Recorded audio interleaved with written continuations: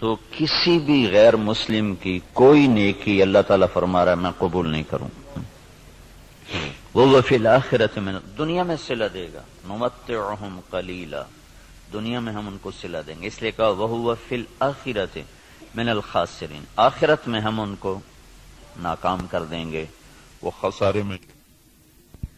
دنیا میں اپنی نیکی کا کچھ صلہ وہ پائیں گے. قل تمتعوا، خود اللہ بھی کہہ رہا ہے نفع اٹھا لو میں دے رہا ہوں. لیکن موت کے بعد اولئک الذین، یہ وہ لوگ ہیں جنہوں نے دنیا میں اپنے آپ کو سمجھا کہ ہم تو بہت اچھے کر رہے تھے. حبطت اعمالہم، لیکن ان کے اعمال ضائع ہو گئے اور اللہ تعالیٰ نے ان کی کوئی قیمت نہ لگائی. یہ ایک قانون ہو. دوسرا قانون، جو دین پہ چلنے والے ہیں ان کے ساتھ کیا ہوگا؟ اگر وہ پورے دین پر چل رہے ہیں تو پھر قرآن خوشخبری دیتا ہے انتم الاعلون، تم سب سے بلند رہو گے، تم سب سے عزت والے ہوگے. ان کنتم مؤمنین، اگر یہ دین پر چلنے والے ہوں گے پورے تو پھر کیا ہوگا؟ لفتحنا علیہم برکات من السماء والارض، زمین آسمان کی برکتوں کے دروازے تمہارے لیے اللہ تعالیٰ کھول دے گا. صرف دنیا میں اللہ کیا کرے گا اس کو میں آپ کو بتا رہا ہوں جو اللہ نے قرآن میں وعدے کیے ہیں. اگر تم پر کوئی دشمن چڑھ آتا ہے تو وَكَانَ حَقًّا عَلَيْنَا نَصْرُ الْمُؤْمِنِينَ، پھر میرے ذمے ہے میں تمہاری مدد کروں. اور اگر اللہ تمہاری مدد کرے تو پھر کیا ہوگا؟ پھر وَلَن تُغْنِيَ عَنْكُمْ فِئْتُكُمْ شَيْئًا وَلَوْ كَثُرَتْ وَأَنَّ اللَّهَ مَعَ الْمُؤْمِنِينَ. پھر ساری دنیا تم پہ چڑھائی کر دے اور اللہ تمہارے ساتھ ہو تو پھر تمہارا کوئی کچھ نہیں بگاڑ سکتا. اللہ کے محبوب کا فرمان ہے، مسلم شریف کی روایت ہے، صحیح ساری کتابوں میں ہے، لن یغلب 12,000 من قلت، 12,000 اگر مسلمانوں کی تعداد ہو پوری دنیا میں، صرف 12,000، اور باقی ساری دنیا کا باطل ایک طرف ہو، تو انہیں اس وجہ سے شکست نہ ہوگی کہ یہ تھوڑے تھے، اس وجہ سے شکست نہیں ہوگی. اگر 12,000 کو شکست ہوئی ہے 12 لاکھ کے مقابلے میں یا 12 کروڑ کے مقابلے میں، تو شکست کی وجہ اللہ تعالیٰ کا نبی فرما رہا ہے کمی نہیں ہے، شکست کی وجہ ان کا اللہ سے تعلق کا ٹوٹنا یا ان کے اندر گناہوں کا پایا جانا، ورنہ 12,000 مسلمان ساری دنیا کے لیے کافی ہیں. لن یغلب 12,000 من قلت، 12,000 پر کوئی غالب نہیں آ سکتا. وَأَنَّ اللَّهَ، ویسے تو ایک مسلمان ہو تو اس پہ کوئی غالب نہیں آ سکتا جب اللہ ساتھ ہو. نبی ایک ہی تو ہوتا ہے، اکیلا نبی ہوتا ہے اور سارا کفر اس کے سامنے ہوتا ہے. اور ہود علیہ السلام تو ایسی قوم کے سامنے آئے تھے جن کے قد اس پلر کو دگنا کرو تو تب جا کے ان کا قد بنتا تھا. اتنے قد آور قوم تھی کہ 30 40 ہاتھ، یعنی کوئی 60 فٹ ان کا قد بنتا تھا. اور ان کے مقابلے میں اللہ نے لشکر کی وجہ ایک بھیجا، صرف ہود. وَإِلَىٰ عَادٍ أَخَاهُمْ هُودًا، ہم نے عاد کی طرف ہود کو بھیجا تو سارے مل گئے لیکن ہود علیہ السلام کو ہاتھ نہیں لگا سکتے، ایک ہی کافی ہوتا ہے. لیکن یہ اسباب کی دنیا ہے، اسباب کی دنیا ہے، تو یہاں بطور سبب یہ معجزات کا جہان نہیں، نبیوں کا معاملہ اور ہوتا ہے اور امت کا معاملہ اور ہوتا ہے. نبیوں کے ساتھ اللہ تعالیٰ کا نظام خصوصی چلتا ہے اور عام انسانوں کے ساتھ اللہ تعالیٰ کا نظام عمومی چلتا ہے. ہمیں مکڑی کے جالے سے اللہ نہیں چھپائے گا.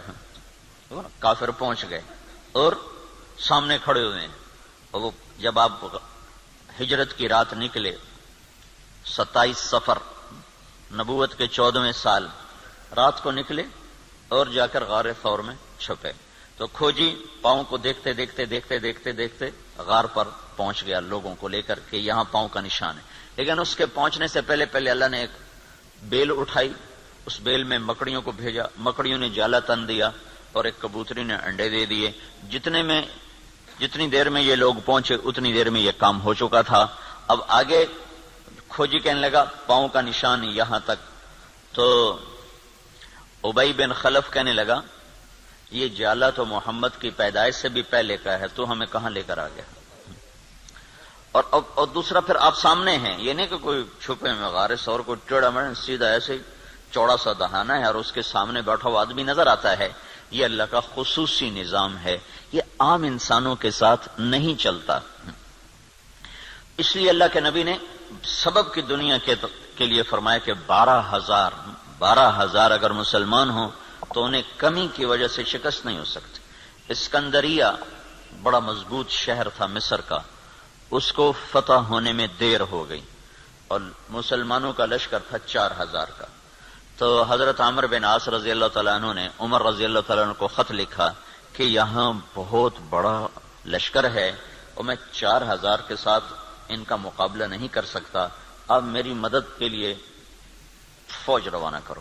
تو عمر رضی اللہ تعالیٰ عنہ نے 4,000 اور بھیج دیے، 4,000، اور ان 4,000 کے ساتھ 4 آدمی ہیں، ایک زبیر بن عوام اور ایک مقداد بن اسود، یہ مہاجرین میں سے، اور عبادہ بن صامت اور مسلمہ بن مخلد، یہ انصار میں سے، 2 مدینے کے 2 مکہ کے. ان 4 کو ان کے ساتھ، تو یہ 4,000 جمع 4. تو عمر رضی اللہ تعالیٰ عنہ نے عمرو بن عاص رضی اللہ تعالیٰ عنہ کو خط لکھا کہ میں تیرے مدد کے لیے 4,000 آدمی بھیج رہا ہوں، ان کے ساتھ 4 آدمی اور ہیں، ان میں ہر آدمی 1,000 کے برابر ہے، 1,000 کے برابر ہے، لہذا میں 4,000 نہیں، میں 8,000 تیری مدد کے لیے بھیج رہا ہوں، اور تم پہلے سے 4,000 ہو تو تم 12,000 ہو گئے. تو 12,000 کو کمی کی وجہ سے کوئی شکست نہیں دے سکتا. تم جب میرا یہ لشکر پہنچے تو تم سارے مسلمانوں کو آخرت کی ترغیب دو اور اللہ کا نام لے کر قدم بڑھاؤ، اللہ تمہیں فتح عطا فرمائے گا. دنیا یعنی جن کی فراست کا لوہا مانتی ہے کافر بھی، اور وہ اتنے بڑے شہر پہ حملہ ہو رہا ہے، اور وہ کیا تدبیر اختیار کر رہے ہیں کہ 4,000 جمع 4 آدمی بھیج کر مطمئن بیٹھے، حالانکہ وہ 40,000 بھیج سکتے تھے. عمر رضی اللہ عنہ اس وقت اس سطح پر تھے کہ 40,000 بھیج سکتے تھے. 4,000 جمع 4. چند صحابہ ایسے ہیں جن کو 1,000 کے برابر مانا جاتا تھا کہ جہاں وہ ایک کھڑا ہے وہ 1,000 کے برابر ہے. قعقاع بن عمر تمیمی اور مقداد بن اسود اور رافع بن عمیرہ اور طلحہ بن خویلد اور عمرو بن معدی کرب اور براء بن مالک، یہ وہ لوگ ہیں جہاں ایک کھڑا ہوتا تھا تو کہا جاتا تھا 1,000 کھڑا ہوا ہے. تو یہ 4,000 جمع 4 وہاں پہنچے اور 8,000 کے ساتھ، او بھائی رہنے دو، کس نے کہا چھوڑ. تو عمرو بن عاص رضی اللہ تعالی عنہ نے لشکر کی کمان عبادہ بن صامت کے حوالے فرما دے. عبادہ بن صامت کیسے شاہ سوار تھے؟ وہ جنگل میں نکل کے تہجد پڑھ رہے تھے، جنگل میں، جنگ کے دنوں میں. تو مصریوں کی ایک ٹولی اوپر سے نا راؤنڈ لگاتی ہوئی آ رہی تھی، 20 گھوڑ سوار، 20 آدمی، 20. تو انہوں نے دیکھا کہ ایک عرب سپاہی نماز پڑھ رہا ہے، تو انہیں ایک دم حملہ کیا. ان کی تلوار پاس تھی، انہوں نے پیچھے پلٹ کے دیکھا 20 یہ اکیلے ہیں، اور وہ گھوڑ سوار یہ پیدل. انہوں نے تلوار اٹھائی اور 20 میں سے 16 کو قتل کیا، باقی 4 بھاگ گئے. جب وہ بھاگے تو پھر اللہ اکبر، پھر نماز شروع کر. تو ان کے سر پہ انہوں نے امارت کا امامہ باندھا کہ آج تو بسم اللہ کر. تو عبادہ بن صامت رضی اللہ تعالیٰ عنہ بدری صحابہ میں سے ہیں، بدری صحابہ میں سے. تو یہ جو 4 آدمی بھیجے تھے، چاروں جنگ بدر کے شریک تھے. تو 12,000 نہیں تھے، 8,000 جمع 4 تھے. اور اسکندریہ جو مصر کا سب سے بڑا شہر تھا اور طاقتور اس کی فوج تھی، اللہ نے 8,000 کے ذریعے سے اس زیر کروا دیا کہ 12,000 کو شکست ہو گئی. تو سمجھو کہ کمی کی وجہ سے نہیں، کوئی اور ہے. اب تو 1 ارب مسلمان ہیں، 1 ارب مسلمان ہیں، اور ذلت چھائی ہوئی ہے. اور اس سے عجب بات یہ ہے کہ دنیا کی سب سے طاقتور چیز اس وقت تیل ہے. تیل کے ساتھ پہیہ گھومتا ہے، تیل کے ساتھ جہاز اڑتا ہے، بم گرانے کے لیے اسے تیل چاہیے.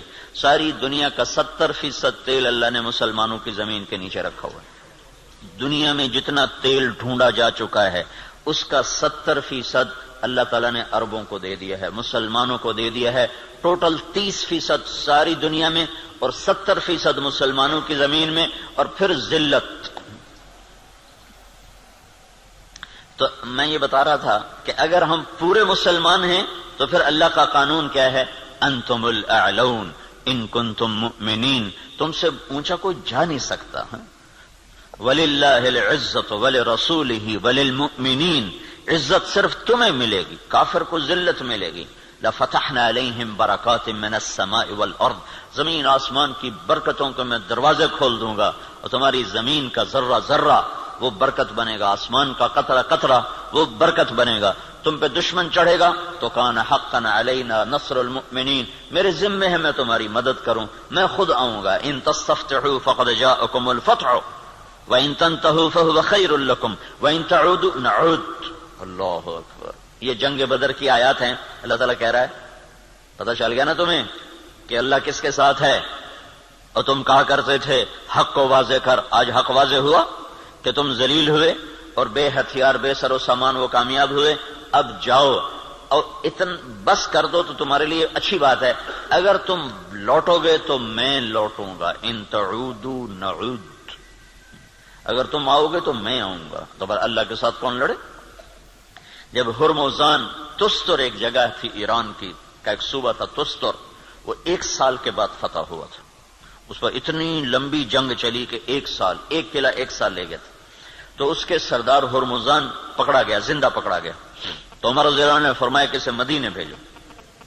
جب وہ مدینے پہنچا تو عمر رضی اللہ عنہ نے پوچھا بھائی کیا حال ہے؟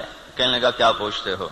جب ہمارا تمہارا مقابلہ تھا تو ہم تمہیں اپنے جوتے کی نوک پہ نہیں لکھتے تھے. جب تم نے اللہ کو ہمارے سامنے کھڑا کر دیا تو اب اللہ سے کون لڑے؟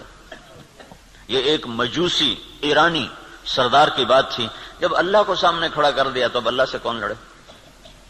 پھر وہ ایمان لایا، کلمہ پڑھا. حضرت عمر کے بڑے اچھے ساتھیوں میں وہ شمار ہوتے رہے رحمت اللہ علیہ. تو اگر پورا دین ہے تو پھر اللہ یہ قانون بتا رہا ہے. اگر ادھورا دین ہے پھر کیا ہوگا؟ پھر وہی ہوگا جو ہو رہا ہے. لیکن میں قرآن سے بھی بتاؤں گا کہ کیا ہوگا. ہوگا تو وہی جو ہم دیکھ رہے ہیں. لیکن اللہ کا قرآن بھی اس کی طرف نشاندہی کرتا ہے، بتلاتا ہے کہ اگر تم ادھورے چلو گے، پورے نہیں چلو گے. دیکھو نا 33 نمبر لے کر بھی تو آدمی پاس ہوتا ہے، لیکن کوئی اس کو جاب دیتا ہے، کوئی نوکری دیتا ہے. کہا جی کون سے ڈویژن ہے؟ کہا جی 3rd ڈویژن کا. جا جتی چاہتے ہونے نکل جائے. 1st ڈویژن والے کو لوگ دیکھتے ہیں کہ ہاں بھائی کتنے نمبر لیے تھے آپ نے، کتنا ایکسپیرینس ہے آپ کا. تو ہم 33 نمبر والے مسلمان ہیں، تو اللہ سے ہم مانگتے ہیں 100 نمبر والا معاملہ. تو اب اللہ تعالیٰ کا قرآن بتاتا ہے، کیا کہتا ہے؟ وَلَنُذِيقَنَّهُمْ مِنَ الْعَذَابِ الْأَدْنَى دُونَ الْعَذَابِ الْأَكْبَرِ لَعَلَّهُمْ يَرْجِعُونَ. جب تم ادھورے چلو گے نا، کبھی نماز پڑھی کبھی چھوڑ دی، کبھی روزہ رکھا کبھی چھوڑ دیا، کبھی حلال کھایا کبھی حرام کھایا، کبھی جھوٹ بولا کبھی سچ بولا، کبھی سود پہ چلے کبھی حلال پہ چلے. جب تم یہ سارا گڑبڑ کر دو گے تو پھر میں کیا کروں گا؟ وَلَنُذِيقَنَّهُمْ مِنَ الْعَذَابِ الْأَدْنَى، میں تمہیں چھوٹے چھوٹے عذاب دوں گا. دون العذاب الاکبر، بڑا عذاب نہیں دوں گا. بڑا عذاب کیا ہے؟ قرآن کی دوسری آیت فَيُعَذِّبُهُ اللَّهُ الْعَذَابَ الْأَكْبَرَ يَصْلَى النَّارَ الْكُبْرَى. جہنم کی آگ، دوزخ کی آگ، یہ بڑا عذاب ہے اور یہ خوفناک عذاب ہے. اس سے توبہ توبہ. اوہو انہا لغا، بھڑکتی ہے. نزاعۃ للشوا، کھال کھینچ دیتی ہے.